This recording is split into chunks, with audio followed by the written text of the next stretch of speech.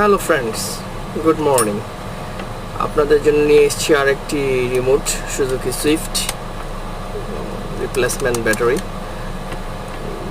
এটিতে সাধারণত CR2032 battery use করা হয়। আশা করি ভিডিওটি আপনাদের ভালো লাগবে। যদি ভালো লেগে থাকে তাহলে কমেন্টে জানাবেন।